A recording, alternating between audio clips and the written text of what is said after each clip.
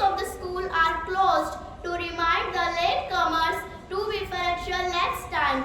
The vision of the physical education teacher prepared the students who fall in. Students who are to lead in the prayer come forward and stand facing the assembly, almost all with closed eyes, and sing the praise of God. After the prayer, a student reads the important news.